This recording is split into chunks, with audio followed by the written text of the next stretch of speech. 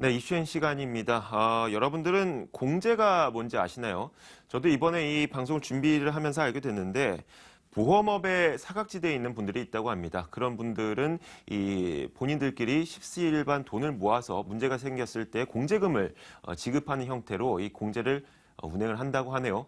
자, 그런데 이 공제가 지금까지는 어떤 관리 감독 당국의 제대로 된 검사와 관리를 받지 못하고 있었다고 합니다. 이 내용이 과연 무슨 내용인지 여러분과 함께 취재 기자의 이야기를 들어보도록 하겠습니다. 권순우 기자 나와 있습니다. 어서 오세요. 네, 안녕하세요. 네. 자, 우선 공제가 무엇인지에 대한 이야기를 할 건데 저희가 조금 전에 이야기를 했었죠. 원래 제목이 이게 아니었다면서요? 네. 왜 택시나 버스와 교통사고가 나면 더 피곤할까? 네. 이게 그게 제목이었는데요. 제목이었죠. 예, 예. 그러니까 보통 운전하시는 분들은 다들 아시겠지만 택시나 버스하고 교통사고가 나면은 굉장히 좀 스트레스를 받는 경우가 네. 많아요. 이제 보험금 자체도 일반 사고에 비해서 굉장히 적고 절차도 굉장히 복잡한 경우가 있습니다. 택시는 일반적인 자동차들이 드는 자동차 보험이 아니라 택시 공제에 가입한 경우가 많은데요. 택시 공제의 경우에 이제 일반 보험처럼 체계적인 관리를 받지 않기 때문에 네. 보험금 자체가 적고 보상 절차가 좀 복잡한 경우가 있습니다. 아무래도 택시들이 택시 공제를 가입하는 이유는 보험료가 적기 때문인데 보험료를 적게 냈다는 거는 말 그대로 또 나중에 보험금이 좀 적게 지급될 가능성이 있고 네. 회사 운영에 대한 사업비 부분이 적기 때문에 보험 절차가 좀 깔끔하지 않은 경우가 있습니다. 그래서 이제 택시나 버스하고 교통사고가 나면 좀 피곤하다 느끼시는 거는 그냥 일반적인 속설이 아니라 좀 일정 부분 좀 원인이 있는 문제라고 볼 수 있을 네. 것 같아요. 국토부에 따르면 공제조합에서 공제조합 가입 차량하고 사고가 난 사람들의 경우에 그 보상에 대한 민원이 날로 증가를 하고 있는데요. 2006년에는 한 1,718건이었던 공제 관련 차량과의 접촉사고, 그러니까 네. 택시나 버스하고 사고 난 후에 보상에 대해서 민원을 제기하는 건수가요. 2012년에는 한 3배 이상 5,474건으로 이야. 증가했다고 합니다. 네. 먼저 택시 공제 같은 이제 공제가 몇 개나 있을까 생각을 해보면 일단 공제가 무엇일까? 왜 택시나 버스는 보험 가입을 안 하고 공제를 가입할지 생각을 네. 해보면요. 왜 그럴까요? 아까 이조 앵커 말씀해 주셨던 것처럼 네. 그러니까 공제라는 거는 좀 비슷한 상황에 처해 있는 사람들끼리 십시일반 돈을 모아가지고 그 사고가 나면은 보상해주는 네. 제도예요. 그게 이제 예전에 뭐 개나 품앗이 뭐 이런 것도 이제 공제의 일종이라고 볼 수 있겠는데 네. 그 보험업이 생기기 전에 보험회사가 없을 경우에 우리가 사고 나면 어떻게 보상을 받을까 했을 때 여럿이서 돈을 모아갖고 이제 하는 그런 케이스들을 많이 볼 수가 있는데요. 네. 보험회사가 있는데 왜 다들 공제를 이용을 할까? 네. 라고 봤을 때 일단 보험이 없는 분야들이 좀 있습니다.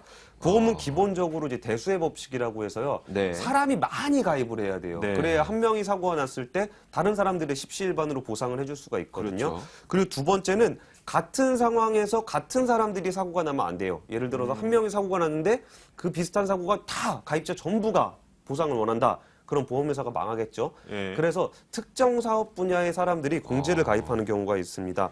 예를 들면은 그 소방관들 같은 경우에는 항상 생명의 위협을 느끼는 네. 업무를 하기 때문에 이게 만약에 이제 그 산재로 인한 사고가 발생을 하면 전국에 있는 소방관들이 10,000원씩 모아서 이제 1억 원이 넘는 돈을 이제 주기도 한다는데요. 네. 이것도 생명보험의 역할을 하는 공제의 일종이라고 볼 수 있을 것 같습니다. 그런데 그 택시라든지 버스라든지 그리고 방금 말씀하셨던 소방관 분들이라든지 이분들은 보험을 들 수가 없는 건가요? 아니면 보험을 들기엔 너무 부담스러워서 공제를 형성하게 된 건가요? 그러니까 초기에는 네. 보험이 없기 때문에라고 볼 수가 있어요. 네. 그리고 지금은 이제 보험이 많이 있잖아요. 네. 그럴 경우에는 보험사를 이용하는 것보다 자기들끼리 하는 게 더 저렴하다, 더 효율적이다라고 판단을 하는 경우도 있고요. 그렇구나. 그 밖에 아까 92개나 네. 있다고 말씀을 드렸었잖아요. 92개 중에는 우리가 알고 있는 버스 공제조합, 택시 공제조합뿐만이 아니라 새마을금고 같은 경우, 신협 같은 경우도 공제의 일종이라고 볼 수 있습니다. 여기까지는 우리가 좀 알 수 있는 공제인데 네. 그 전에 세월호 사건 때 알려졌던 해운조합 같은 경우도 일반인들은 잘 몰랐지만 사고가 발생하니까 알게 됐죠. 네. 그리고 그 밖에도 건설 폐기물, 의료 폐기물 조합, 금속회 자원협회 조합, 종이팩, 굉장히 많은 특정 사업 분야의 공제들이 많이 형성이 네. 되어 있습니다. 그런데 제가 공제에 대해서 굉장히 좀 이렇게 비판적으로 보고 있는 이유 중에 하나는 네. 아까 전에 이제 금융업이 발전하지 못한 동네에서 이제 공제가 발전을 하게 된다고 네. 말씀을 드렸는데 아까 말씀드렸던 92개 공제 중에 47개 공제는 2000년 이후 우리나라 금융업이 충분히 발전한 이후에 나왔습니다. 네. 그 이유는 이제 뭐 자발적으로 뭔가를 했다라기보다는 필요에 의해서 했다기보다는 그 정부의 정책성 공제, 어떤 정책 자금을 통해서 특정 사업 분야를 지원하기 위한 방책으로 하나의 연결고리로서 공제가 형성된 경우가 많아요. 네. 그리고 또 기존에 있던 사업자들의 수익을 보전하기 위한 형태의 공제. 예를 들면은 뭐 예전부터 있었던 게 아니라 경찰 공제나 군인 공제 같은 경우에는 연봉 자체가 작기 때문에 이익을 더 불릴 수 있는 예금 형태의 보험 공제들이 많이 생성이 됐습니다. 그래서 이런 분야들 같은 경우에는 공제가 아니라 협회의 모습을 띠고 있는 곳도 많습니다. 그 방금 말씀하셨던 부분에 대한 궁금증이 있는데 이 공제라는 것이 보험의 역할을 갖고 있는 공제도 일정의 이자율을 부과를 해서 뭐 돈을 불려주기도 하고 하나요? 네, 그러니까 아까 얘기했던 그 보험 형태의 공제도 네. 있고요. 개 같은 경우는 보험이 아니라 약간의 그 예금 같은 형식이 네, 좀 있잖아요. 그런데 여기서 문제가 자꾸 발생을 하는 거예요. 이제 금융업 같은 경우는 리스크를 계산을 해서 이제 좀 안정적으로 지속 네. 가능하게 운영을 하게 되는데 아무래도 이제 아는 사람들끼리 하고 금융업자가 아닌 사람들이 하다 보면은 네. 부실이 발생할 가능성이 굉장히 높습니다. 예를 들어서 뭐 공제는 좀 무식한 사람들이 하고 좀 선진화되지 않은 사람들이 했다고 생각할 수도 있으실 것 같은데 네. 2012년에는 대한민국 최고의 지성이라고 할 수 있는 교수 공제외 사기 사건이 드러났습니다. 이제 교수 공제 같은 경우에는 뭐 나중에 알고 보니까 뭐 다단계 사기 사건일 뿐이었는데요. 네. 그때 이제 5,468명이 낸 6,771억 원의 공제 자금이 사라진 사건입니다. 이 공제가 성립되기 전까지만 해도 거기에 이제 이사장을 하시던 분들 재산이 한 5억 원밖에 안 됐었는데 공제를 하고 나서 남의 돈 다 모아서 그 돈을 자기가 쓰다 보니까 수백억 원대의 부동산을 구입을 했고 뭐 거기다 이제 공제 회장한테 자동차도 뭐 4대를 준다거나 그런 네. 형식으로 조합원들의 돈을 탕진을 했습니다. 그 교수님들조차도 그 돈에 대한 관리를 하는 것을 감시하지 못했던 사건입니다. 그러네요. 그리고 아까 말씀드렸던 이제 공제 예금 같은 형식의 공제가 네. 있었잖아요. 이거에 대해서 어떤 그 자산운용사 대표분께서 이런 말씀을 하시더라고요. 이렇게 거기가 이제 공제 같은 경우에 선거를 통해서 선출이 되는데 네. 약속을 하고 공약을 내는 거예요. 지금 시중 예금 금리가 2%다. 네. 그럼 내가 회장이 되면 5% 이자를 주겠다. 그 옆에 있는 사람은 나는 6%를 주겠다. 네. 그럼 6%를 주는 사람이 당선이 될 거 아니에요. 그렇죠. 6%가 당선이 되고 나면 자산운용사들한테 요구를 하는 거예요. 네. 야, 6% 할 수 있는 사람만 들어와. 네. 그러면 자산운용사들은 굉장히 위험한 상품들을 가지고 6% 금리를 맞춰 갖고 오잖아요. 네. 그렇게 되면은 뭐 위험하니까 언젠가 손실이 발생할 수도 그렇죠. 있고 그렇게 됐을 때 그 손실 금액을 국가의 세금으로 메워야 되는 상황이 생기는 거예요. 국가의 세금으로 메우는 게 합당한 건가요? 법적으로 네. 돼 있는 데가 있는데 아까 전에 말씀드렸던 뭐 군인 공제외, 교직원 공제외, 네. 행정 공제 같은 경우에 지금도 최저금리가 5% 이상이거든요. 네. 근데 매년 수천억 원의 손실이 발생하고 있는데 언젠가는 그 기금이 다 고갈이 될 거예요. 그렇죠. 그럼 그 고갈된 기금만큼 정부 세금으로 지원을 해줘야 됩니다. 그러니까 쉽게 말씀을 드리면 그분들 공제에서 나온 그러니까 예금리가 2%인데 3%, 4% 이상 고금리를 국민 세금으로 계속 주고 있다고 생각을 하시면 돼요. 언젠가 빵꾸가 날 거기 때문에. 그러니까 공제의 문제가 단순히 남의 문제가 아니라 이게 우리한테 직접적으로 관련된 문제이기 때문에 네. 좀 더 관심을 가질 당연히 필요성이 안 좀 있을 되는 것 거죠. 같아요. 네. 그리고 작년에 국가권익위원회에서 공제에 대한 지적을 발표를 했는데요. 정말 참담할 정도로의 무시무시한 상황이었습니다. 네. 예를 들면 아까 말씀드렸던 그런 거예요. 적립금 부족액을 그러니까 돈이 부족해요. 운용을 해서 돈을 얻을 수가 없으니까 네. 그 사업을 하는 거예요. 음. 예를 들면 매점 사업을 한다든지 뭐 주차장 사업을 한다든지 원래 그 사업은 그 돈을 벌어서 공제를 운영하는 데 써야 되잖아요. 네. 근데 공제를 운영하는 데 쓰는 게 아니고 돈이 부족하니까 그 보상금을 주기 위해서 쓰고 있는 거예요. 뭐 이런 식의 운영 패턴들이 나타나기 시작하면서 네. 정말 그 시한폭탄이라는 표현이 정말 적절한 상황까지 이르렀습니다. 아까 말씀드렸던 것처럼 택시나 버스 공제 자기들끼리 자기 뭐 잘 먹고 잘 살겠다 상부상조하겠다 이거를 반대하는 건 아닙니다. 네. 하지만 택시나 버스 같이 교통사고가 났을 때 이해 당사자가 있는 공제들 아니면 나중에 사고가 났을 때 거기에 국민 세금으로 보전해줘야 되는 공제들 그리고 정부 예산으로 지원해주는 공제들에 대해서는 충분한 국민적 감독이 좀 필요할 것 같습니다. 네, 알겠습니다.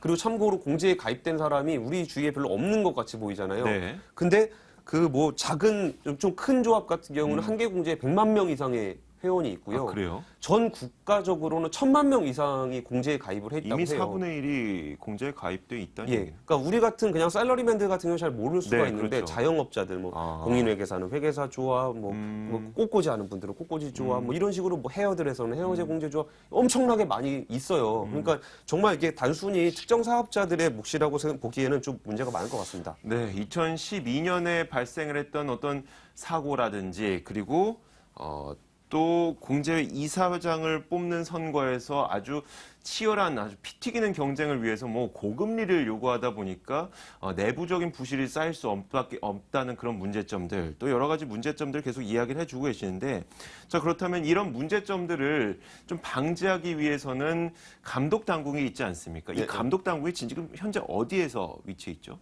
예, 아까 92개 네. 말씀을 드렸는데 이것도 이게 찾아낸 거예요. 그러니까 이게 어디에 무슨 공제가 있는지 정확한 현황 파악은 사실상 안 됐다고 보셔도 될 것 같아요. 등록이 돼 있는 게 아닌가 보네요. 그러니까 등록돼 있는 것도 있고 네, 뭐 안 돼 있는 안 것도 돼 있는 있고 것도 그게 있고. 법에 저촉을 받는 것도 네. 있고 안 받는 것도 있고 뭐 그렇게 돼 있으니까 아까 말씀드렸던 거죠. 교직원 공제회, 군인 공제회, 경찰 공제회처럼 좀 이렇게 잘 알려진 공제회들의 이사장은 대부분은 해당 부처 낙하산이 와 있는 경우가 많습니다. 그러니까 그 감독을 하는 부처 입장에서는 그 공제를 다른 부처가 그러니까 금융감독당국에서 감시하는 것 자체를 싫어해요.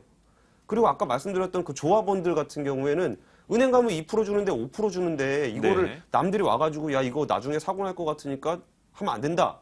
그럼 싫어하는 거예요. 그렇죠. 왜 5% 준다는 금리가 사람을 낮아지니까. 말리냐. 네. 그러니까 나중에 터지는 건 나중 문제고 네. 거기에 대한 관심보다는 당장의 이익을 추구하는 경우가 많기 때문에 감독이 굉장히 어려운 상황입니다. 네. 그래서 지난해 금융위원회가 국회에서 공청회를 열면서 이제 금융감독 당국이 좀 이 금융에 대한 감독을 좀 해보겠다. 네. 좀 공제를 한번 검사를 해보겠다고 했더니 근데 이 얘기는 뭐 그때 당시에 별로 이슈는 안 됐는데 금융당국이 무려 11개 정부 부처를 상대로 한 선전포고에 가까웠습니다. 네. 거기에 뭐 낙하산 가면 그 뭐 이사장 선임에 관한 문제라든지 뭐 자산 운용에 관한 부분이라든지 뭐 극단적으로는 야 너네 5% 금리 주지 마 할 수도 있는 거잖아요. 이게 네. 나중에 사고 날 테니까. 그럼 네. 조합원들은 싫어할 수밖에 없겠죠. 그렇게 해서 11개 부처는 즉각적인 반대에 나섰습니다. 7개 부처는 공문을 보내서 공식적인 반대 의견을 표명을 했고요. 4개 부처는 답조차 하지 않았습니다. 금융위원회가 요구를 했던 거는 금융회사를 상대하듯이 그 국토부, 환경부, 산업부, 교육부, 공정거래위원회 산하에 있는 이런 공제들에 대해서 네. 자기들이 직접 감독을 하겠다는 얘기는 아니었어요. 그거는 현실적으로 관계부처의 저항이 너무나 셀 거기 때문에 그래서 요구를 했던 게 그 관계부처하고 같이 나가서 보겠다. 네. 거기가 지금 뭐 사무관 한 명이 부처 그러니까 공제 막 11개씩 담당을 네. 하고 있어요.